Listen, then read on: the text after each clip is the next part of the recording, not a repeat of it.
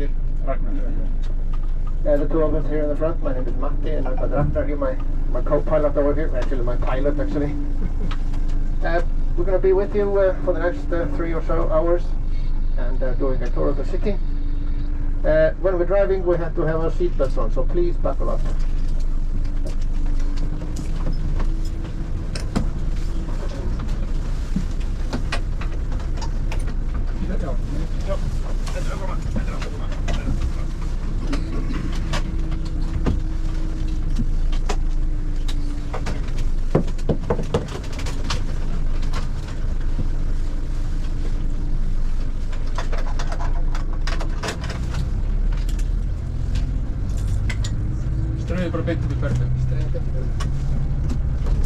Okay, now we're all set.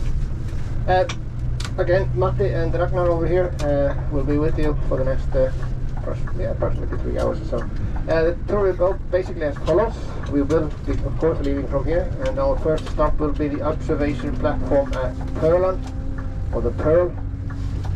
Tell you a little bit more about it when we get there. We'll have a half an hour stop there, so you can see like an overview of our beautiful city. And then straight out to where this big church is that you probably seen everywhere around. You can see it from more or less all vantage points in Reykjavík. Give you a chance to go into that church a little bit, and from there I'm going to offer you a stroll down one of the main streets there. Those of you that really want to follow me, they can come with me, and I'll be using the QV to tell you some stories. Also, I'd like to caution you that some of the stories I'm telling you will not necessarily be suffering from the truth. So just take it with a grain of salt, and it's very early in the morning, so let's just sort of be easy on the truth there. But definitely we'll tell you something about our beautiful city, of course. We will be offering you to those that want to stroll with me. It's an easy stroll to the downtown area, to the old part of the town, in front of the city hall and the parliament, and ending up where we collect everyone at the Harpa conference center. Some of you may have already seen that.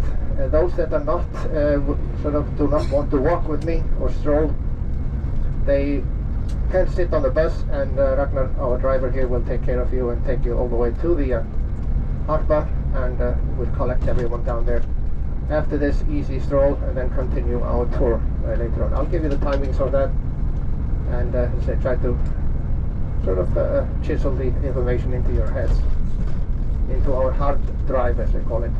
But again, welcome to Iceland, everyone. Welcome to Reykjavík, our beautiful city, beautiful capital of Iceland. Dates back to the late 800s, when the first settlers that came to Iceland, they came, actually the reason for their coming to Iceland was that there was a shortage of land in Norway. There was a tyrant king, heavy taxation, so Iceland was the offshore islands at that time, no taxes or anything. And so they sailed off into the unknown, a couple of families with several ships. And the leader of the group actually made a promise to the gods that once he would see land, then the gods would decide where he would put up his final residency. And as a proof of that, he had a couple of wooden totem poles on either side of his seat on board the boat or the ship. And with the carvings of the gods at that time, the ancient gods of Norse, or the paganism, Odin and Thor and those guys. And so when he saw land, he threw those overboard, and when he came ashore in the eastern part of Iceland, he sent his slaves out to search for them, and it took them approximately 3 years to find them. And lo and behold, they had drifted ashore here in this area. So they got the message back. Everyone moved over here. And when he came here to this area, he saw smoke in the distant hills. And coming from Norway, he had no idea about any natural steam or anything, but it was wood burning or wood burning fire or forest fire. And so he named the place Reykjavík, which actually translates into Bay of Smoke, or Smoky Bay. Should of course have been Steamy Bay, but let's stick with that smoke. But the tremendous benefit, of course, in Iceland to have all of this natural steam, because about 99.9% of our electricity is from replenishable sources. That would be geothermal or hydropower. So it's clean electricity, as we would call it. We do not have very many wind turbines, and we are totally opposed to wind turbines because they sort of they look ugly in the landscape. And even some people thought that maybe the sound of it makes you a little bit crazy. He actually came on live television to say that. The geothermal heat also provides us with all the hot water that we need, and this is really, really beneficial to have. And actually the first stop that we will be at is actually created because of the reservoir tanks that hold or store the hot water that is being piped into the city from the geothermal areas and the volcanoes around us. And then it sort of filters gravity fed from the highest point there and into our streets, into our homes, into our businesses. Relatively inexpensive, of course, and it will never run out. And I can tell you one thing, my experience, because I had 3 teenage daughters living at home at the same time, each of them taking like a 45-minute shower in the morning. Yeah, I know. Yeah, you know it. But it was because we do not have any hot water storage, hot water tanks in our houses. It's just pumped directly in, so there was plenty of hot water for us, my wife and myself, for showers after what everyone had left. There's no problem with it. It's really beneficial, and even we do use the runoff from our central heating through our driveways, through our sidewalks and our streets in the downtown area to keep them ice-free in the winter. And it's definitely saves a lot of backache. So yeah, no backache shoveling snow in the winter. We just sort of inject a little bit more hot water into your under driveway pipes, melt it away. And it's very, very inexpensive. Of course, everything costs. I mean, Iceland will never be cheap. But then again, we do get quite a lot of benefits from our taxes. At least we think so.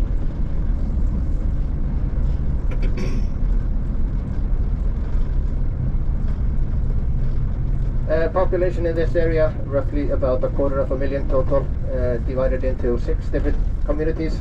Reykjavík being the largest one with about 130,000 people.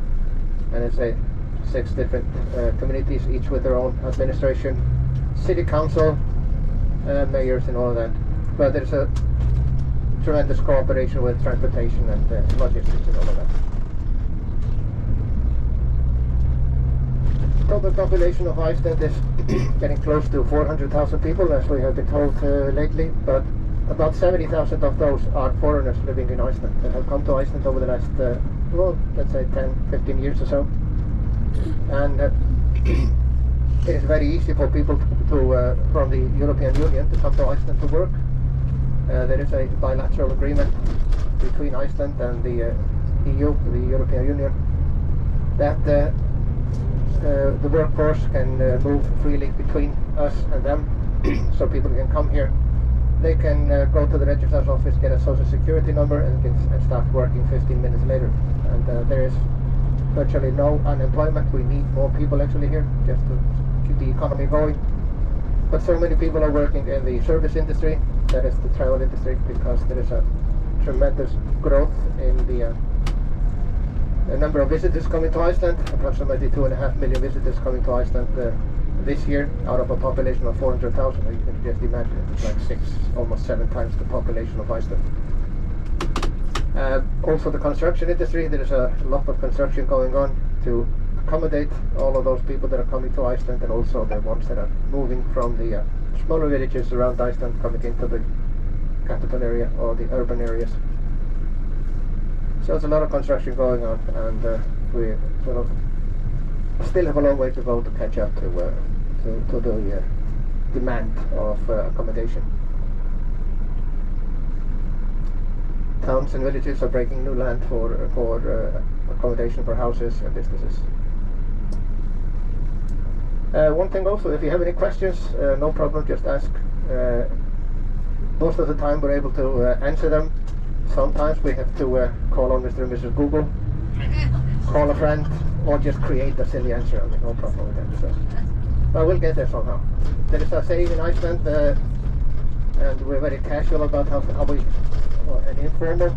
There is an Icelandic phrase that says "Þetta reddast," which literally just means we'll get through it.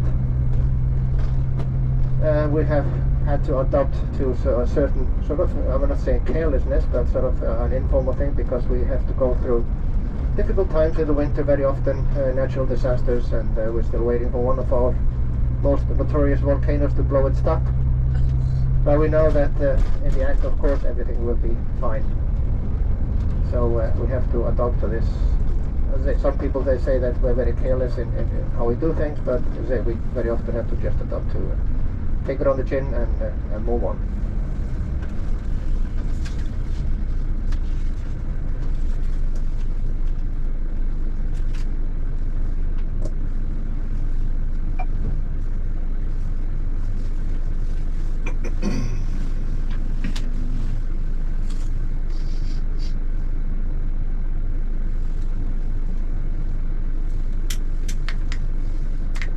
Just in a few minutes we will be coming to this observation area, Perlan, the Pearl.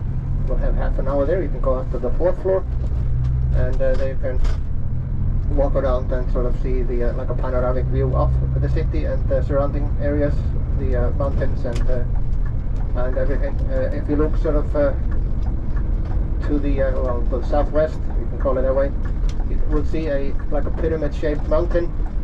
And just behind that mountain there was a volcanic eruption that ended last week. It had been going on for about 4 weeks or so. And we called it a tourist eruption because it was such an easy access. It was just that the earth opened up, the lava started flowing out and built up a couple of craters. And it was very popular to walk all the way up to it.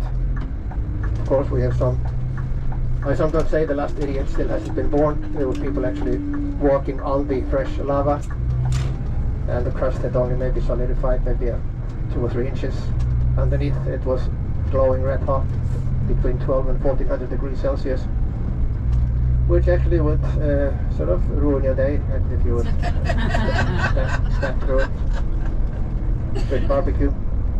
Perlan is the one just ahead of us. Go up to the 4th floor. We have access to the 4th floor, which is the observation point. The 5th floor, or the floor above that, is a rotating restaurant. It doesn't open until 12 o'clock, but it rotates 360 degrees every 90 minutes or so. Gives you a nice view of the city, and just during your meal. But we are planning to stop here until 10:30. And then we will be heading onwards to the downtown area. So remember, we're on bus number 19, and I'm the guy with the beautiful hair, in case you get lost. And 10:30, so if you can synchronize your watches. Yeah, we have a good half an hour, 35 minutes or so, and be careful and use you can also use the stairs if you're agile enough. But the 4th floor observation platform is open for us. Anything else we have to pay for separately.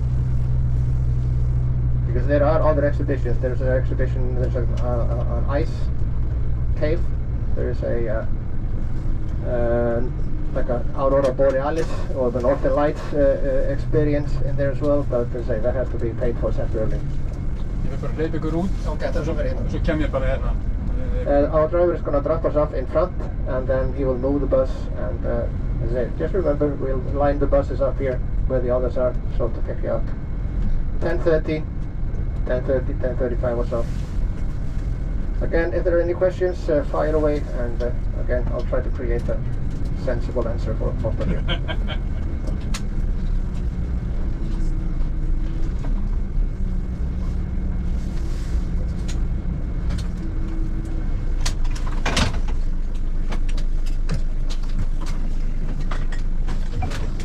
Just follow me inside, I'll clear you through, and we are number 19, remember that.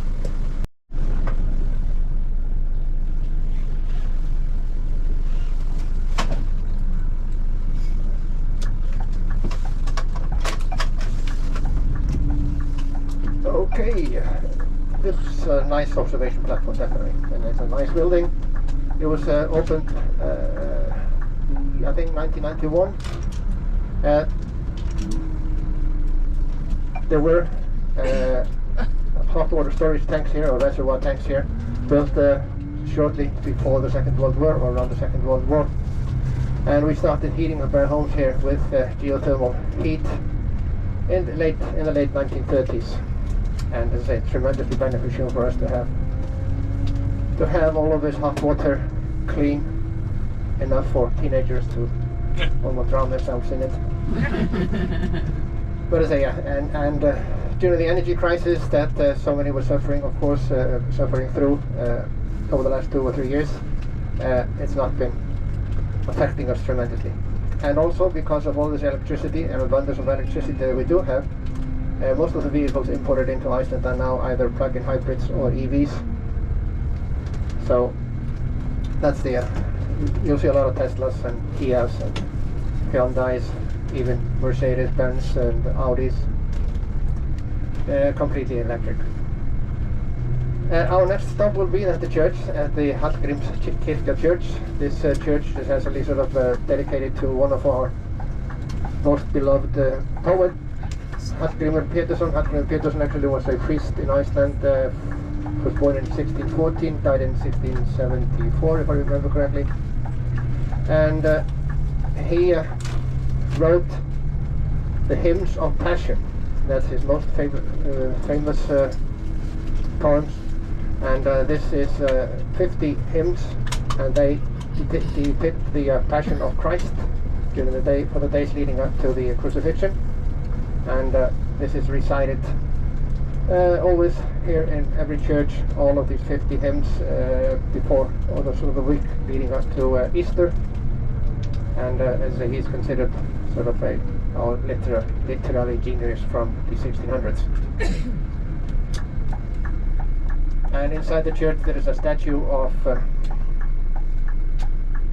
Christ, and this church has most fantastic beast of an organ, 5,500 pipes, and it can blast through your eardrums easily. And it seats about 1,100 people, but it's used, of course, it's just it's one congregation actually, and it's used very much, of course, for events, musical events, concerts, and of course large funerals and large weddings. It is not a cathedral, it is what we call it's a Lutheran church. Very basic inside, minimalistic, like most Lutheran churches. And it was started in 1930, and the architect was a state architect at that time, and it was then consecrated in 1987, so it took about 57 years to complete. And if anyone's interested in architecture, as I say, the architecture is neo-Gothic, and also this state architect was very much in favor of these basalt columns, the lava basalt columns that we can see in many places in Iceland. So it also depicts a little bit these columns, these vertical columns. But I can also show you another building using these basalt columns, but that is horizontal, which is the architect was probably not on the right tracks when he drew the whole thing, because the basalt columns in Iceland are always vertical, but he placed it horizontal, or he was reading the drawings upside down. I'll point it out. But as far as religion in Iceland, there's a complete freedom of religion in Iceland, and we have one mosque, Muslim mosque, coming up here in front of us, this pyramid-shaped here in the front of us. But the largest concentration, of course, is Lutheran. Our Church of Iceland is the Evangelical Lutheran Church. Not that they were so tremendously religious in Iceland, but about 75% of people belong to that religion. Catholics are the second largest, and then of course we have, I think, total of 20 or 23 different denominations religious denominations in Iceland. Even the ancient pagan religion is catching on. We needed more gods, of course, to believe in. In know how Disney has been making all of these Marvel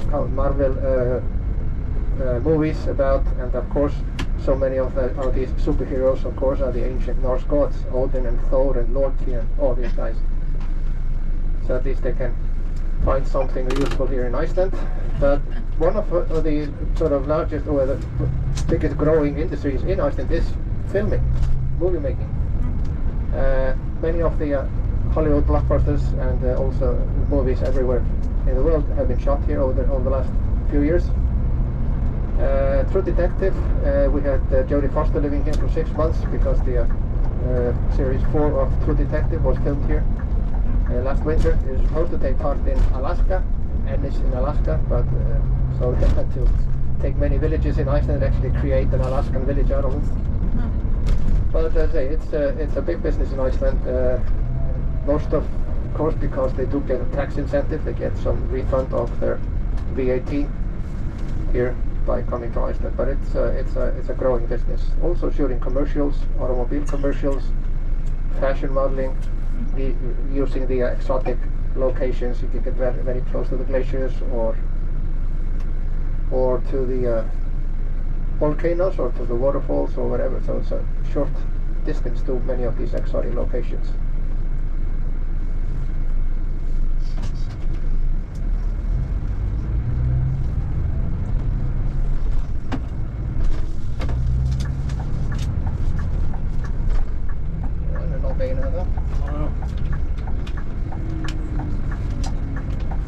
Mikið út að bræða hana? Nei, það var bíll á móti þá og svo náttúrulega þarna vegaframkvæmdir. Já.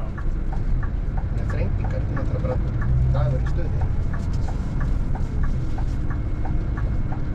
As I said earlier, we will have a short stop here so you can go inside the church and take a look at it.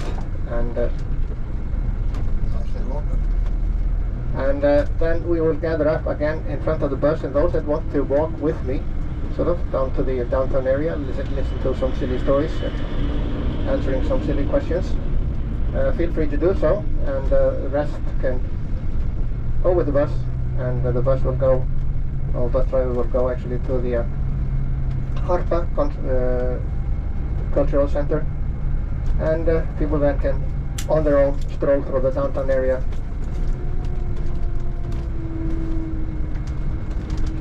Before we everyone meets up there later on this afternoon, or actually this morning. Just so that you know that we will be strolling here down one of the streets here in the downtown area, and at 12:45 we will all leave from the Harpa at 12:45 and do the last half hour of our city tour, panoramic city tour, before we end at the ship site at about 1:15 or 1:30 or something like that. There were several people asking if they can get into an ATM. I'm not saying if you can get into an ATM, but if you can, I'll point out to you some ATMs so you can rob a bank there. Yeah. Sir? Yeah. We're supposed to be back at 12:45. Supposed to be back at 12:45. Some of us have tours at 1:15. I stand to be corrected. Well, no. Well, actually, it says here at it says here I should be back at 1:15 to the pier. Well, we might. Okay, let's say okay. I'll bow to the. So let's say we leave from the Harpa at 12:30. So it gets us no later than 1 o'clock to the pier. So 12:30 from the Harpa. So 12:30. Okay, 12:30. Okay. We're good. I do not want to start the family feud here. No way.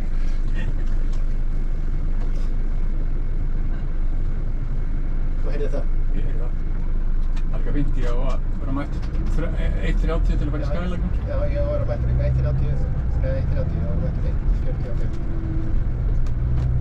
Ég heina fyrir það. Já.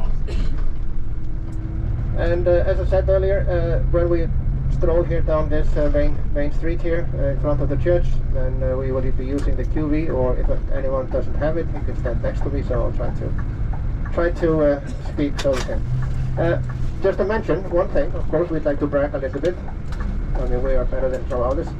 The statue in front of the church is a statue of the first European that set foot in North America, Leif Erikson.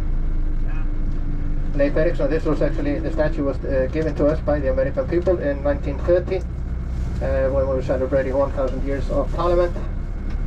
And Leif Erikson actually was on his way from Greenland. His father was exiled from Iceland, and he, because he was a serial killer, and he fled with his family over to Greenland, set foot there, took up residency. Leif, his son, followed, was on his way back to Iceland, but caught a very bad wind, and went to North America, and he came back with an answer that there were actually people living there. So he was the first European there.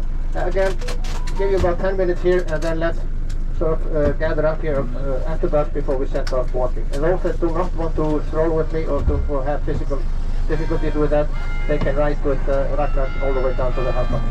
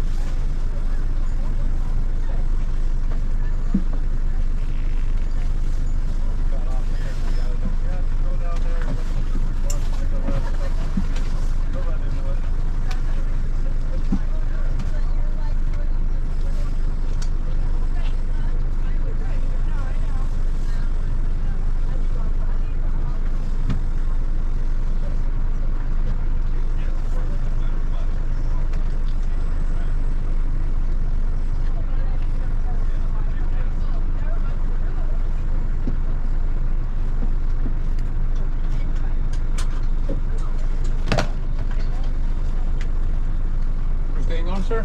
Well, I'm going to stay here. Okay, thanks. You got some water? I do, thank you.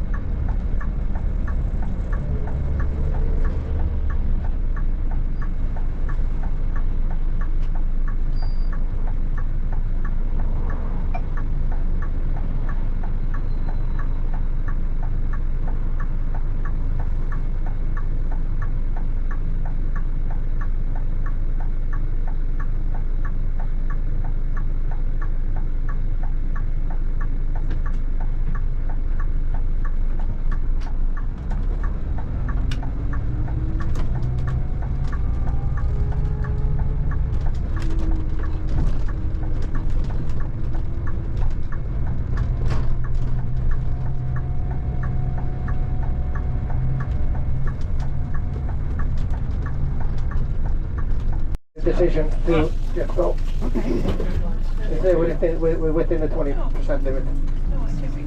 And Mostly, I grabbed a bottle of water because they have it, on the way out.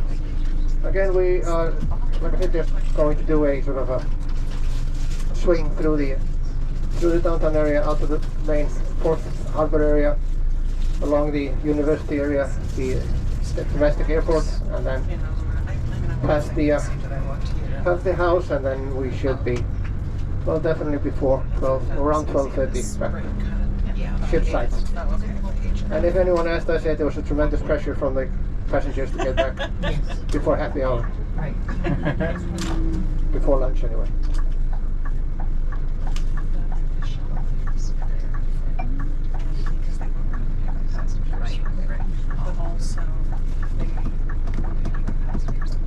This building, this black building here directly ahead of us, this is the central bank. That's where the money printing goes on.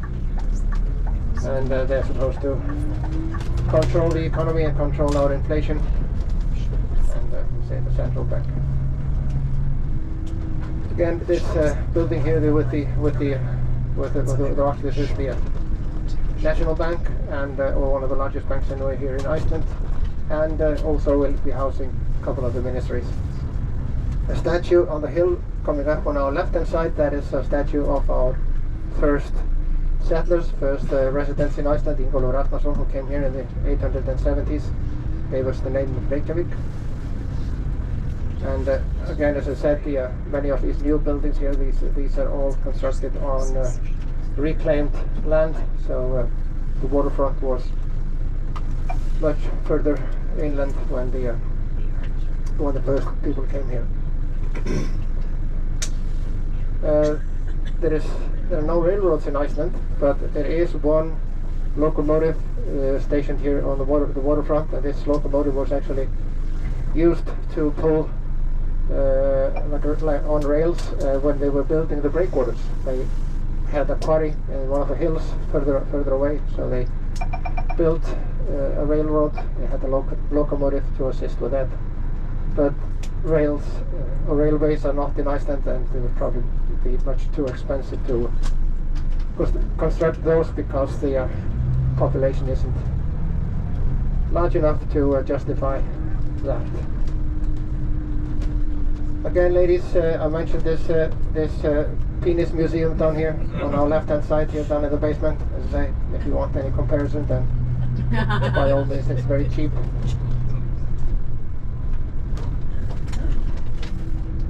There is a flea market here on our left-hand side coming up with the colorful windows. This is open on Saturdays and Sundays. And then we have this old harbor over here, so the main fishing harbor, but it's too small for the cruise ships, except just the smallest ones that can come in here.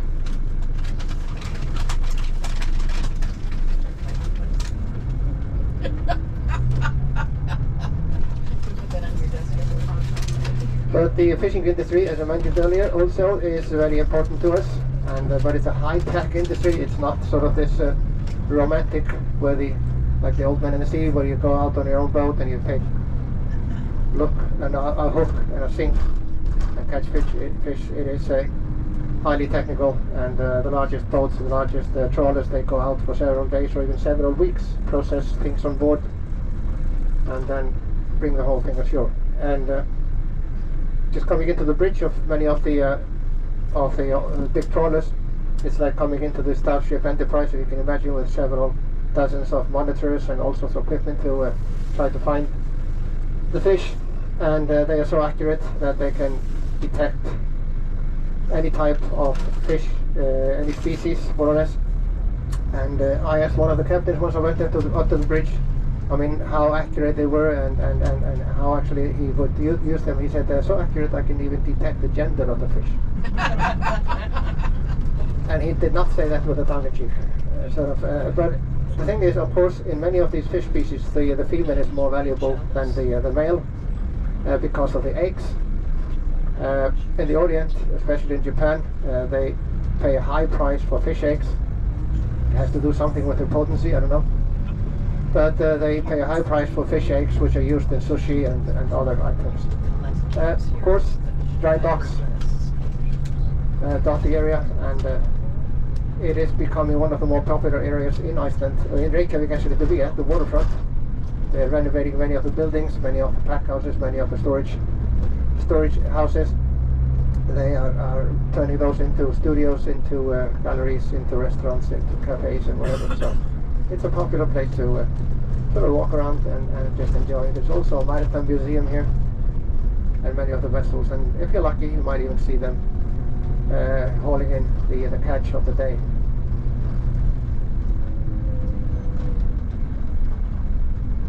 And again, construction. Some people asked me about, or said something about the roundabouts. We do have these traffic circles or the roundabouts. We sometimes say they sort of they ease the flow of traffic. They ease the flow of traffic through areas, and especially on the highways, then they are less expensive than an overpass. But I have a totally different theory. But then again, sometimes I'm a bit creative in my explanations. The thing is with these many of these roundabouts, I mean, when the designers and the engineers are designing all the roads and doing all the blueprints and all the legwork there, it's a lot of pressure, working under a lot of pressure, time pressure and everything, burning the midnight oil, drinking a lot of coffee, and each time they lay down the cup of coffee on the blueprints, it leaves a circular stain, and so when everything is handed over to the contractors, of course they follow everything to the dot. So these are because of high stress areas. Nowadays the main thing, it is less expensive than an overpass.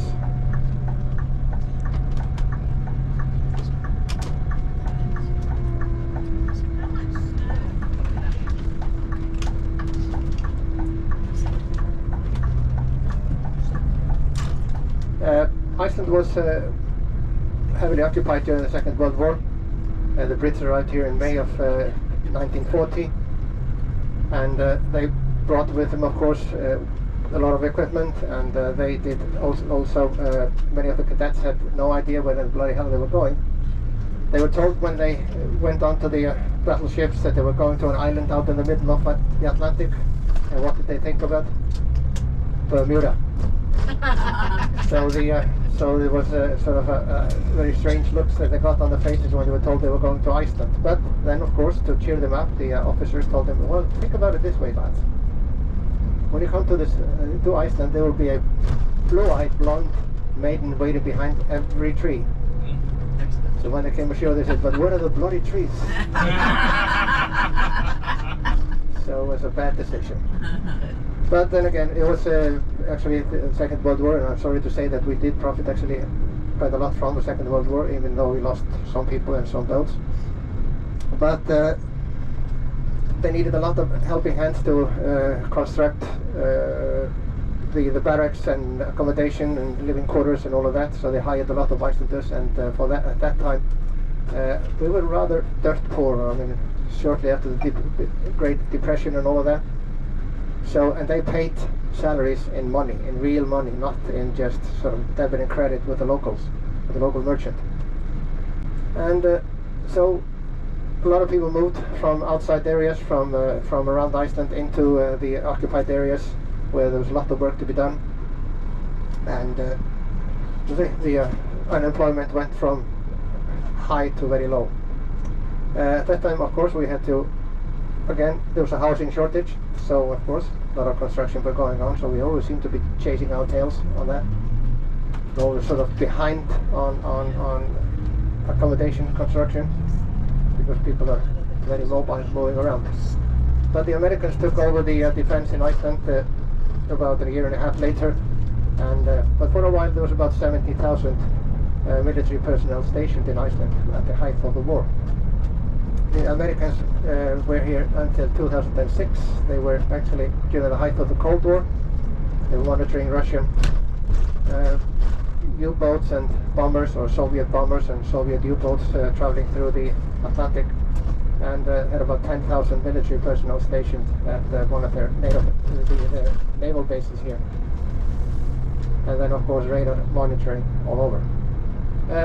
The university area is here on our right hand side, more or less. The National Archives and the National Theatre, all part of the university here, and several other departments.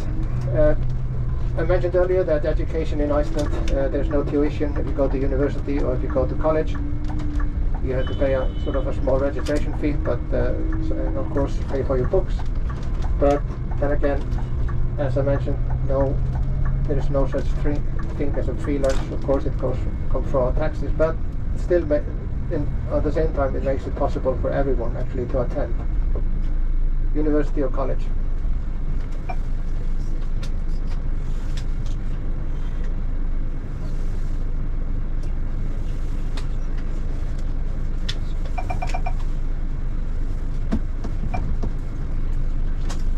But in front of us, coming up on our right hand side, is our domestic airport. This airport actually was initially built by the Brits during the Second World War because they needed to make landing strips for their bombers and cargo aircraft coming from Europe.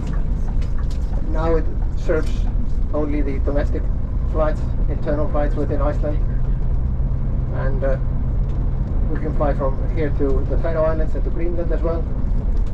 And also it's a transit stop for many executive jets that are transiting the Atlantic or coming here on their private jets to either go salmon fishing or whatever. So all of these jets, of course, paid by other people's money, as always. But it's a very popular stopping destination or just refueling for aircraft that cannot make it totally across the Atlantic. The construction on our left-hand side in front of us, this is the University Hospital expansion. Has been on the plan for the last 25 years, and finally they started about 3 years ago, and hopefully they'll probably ended before I become 6 feet under, whenever that is. But it's been a very slow progress. A lot of people are opposed to it because it does not minimize or reduce traffic congestion here in the downtown area. Especially with the expansion, they need more people, of course. We have something like 10,000 people working there, and so somehow the city officials want everyone to go by bike or walk or use public transportation, which they're not very successful in getting through to us. Everyone wants to have a car. We're just going to drive a little bit through the old downtown area. Okay, we did actually, most of us walk there, and we did not walk here. This is on our left-hand side. We do have like a public park here, which is very often used for all sorts of gatherings. The houses here on our right-hand side, many of these were built by the sort of people that were associated with the Danish government when we were into Denmark before independence. And sort of nice family houses, and also the ones on the other side of the lake that will be in front of us. And the city hall is directly ahead of us. That's the building out in the lake itself. And here at the traffic signal, if you look at the white building here on our right hand side, coming up here on the corner, this one here on our right hand side, this is the office of the President of Iceland. And as you can see, there is very little, if any, security there, and which is very fortunate for us. Our officials or celebrities or whatever you call them, they can walk freely without anyone disturbing them. But then again, you know how it is with the politicians. I mean, if you behead one, another 2 heads will grow on. So there's never a shortage of politicians. I hope I don't have any politicians on board here. Again, many of the old buildings here in the downtown areas. This was here on our right hand side. This is a women's college. It was actually initially started as a women's college here, or women's school here in Reykjavík. There were a lot of women's schools or housewives college or housewives schools built around Iceland in the 1930s to the 1960s to teach girls how to become a housewife, how to mend and sew and weave and cook and bake and whatever. Now they have become, well, there's only a handful of them left, and they are more or less co-op. So boys and girls, or men and women.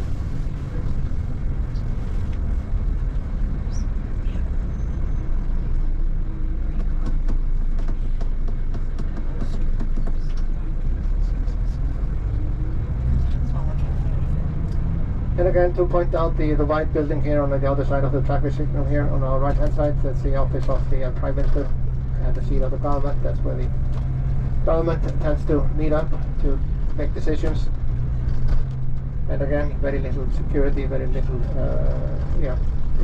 if any security in front of that. Again, fortunately. Crime rate in Iceland is very low. The police is unarmed. We do have lock boxes with guns in some of the squad cars, and they need a permission from their supervisors to open the lock box, which is very fortunate. We do, of course, have some homicides. Very few, if any, are premeditated. Most of these are fist fights or knife fights or drunken brawls or people on certain medication that is not they're not supposed to be on. They fight each other, so bar brawls and such. That's the main issues. Correct. Fortunately, drug addiction is not high, even though of course it is here. It's difficult to get drugs into and out of Iceland, into Iceland, because there is only like two ways. It's only one airport and there's a few ports, so it tends to be difficult to smuggle it across.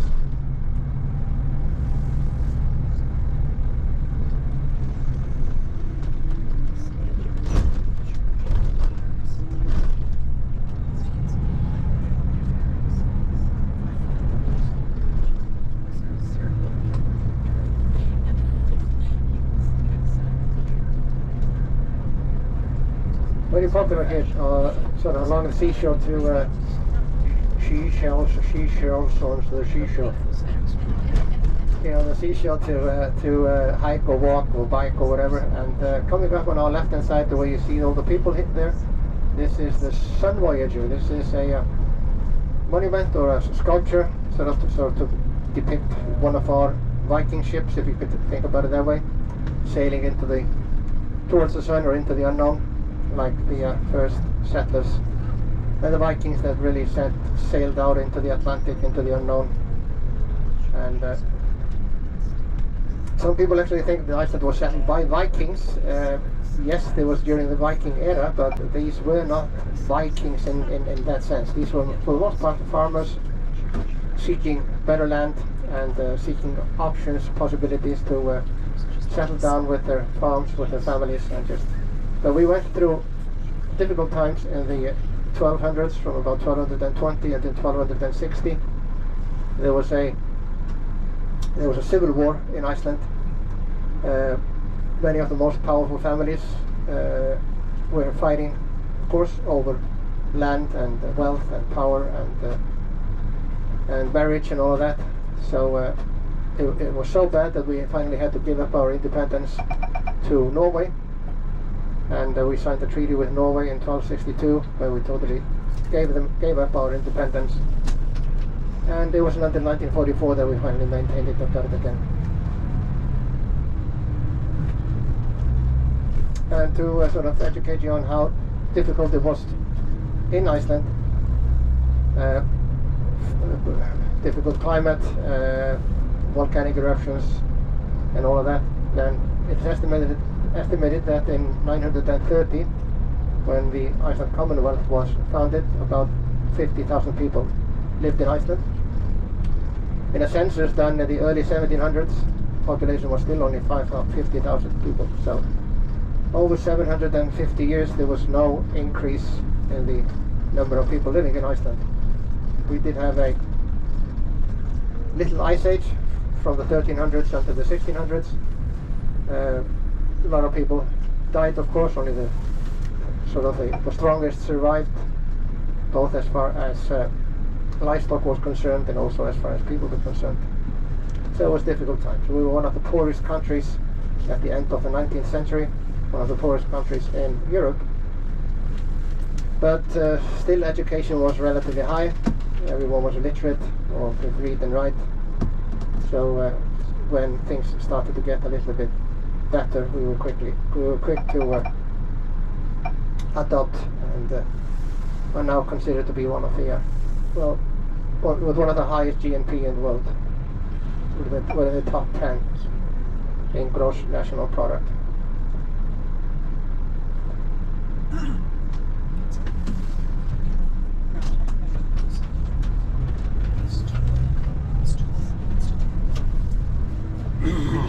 One thing that you will also learn probably during your travels, even though it has nothing to do with the city, we are extremely proud of our language. Icelandic language is one of the oldest languages in Europe, if not the world, still in use. Latin, of course, but Latin is only used by one person, that's Pope. And but the thing is that basically it's the language that was spoken all over Europe. Okay, I wanted to point out this building here on our right hand side. The white one over here on our right hand side. This is Höfði. This is Reykjavík back in 1986. Some of us can still remember that far back. To come to a treaty on reducing the number of nuclear weapons in their arsenal, and it sort of threw Iceland into the limelight for about a week or so. About 1,000 journalists came to Iceland just to watch what was going on, and nothing was going on. But at least they signed something, and I hope that it's still held, but I have no idea whether it totally held. But I was telling you about the Icelandic language, spoken all over Northern Europe about 12 to 1500 years ago. Iceland was so isolated that we maintained the language pretty much as it was, but the others evolved into Norwegian, Danish and Swedish, so the relationship is very high, and when you see it written, it's many of the words as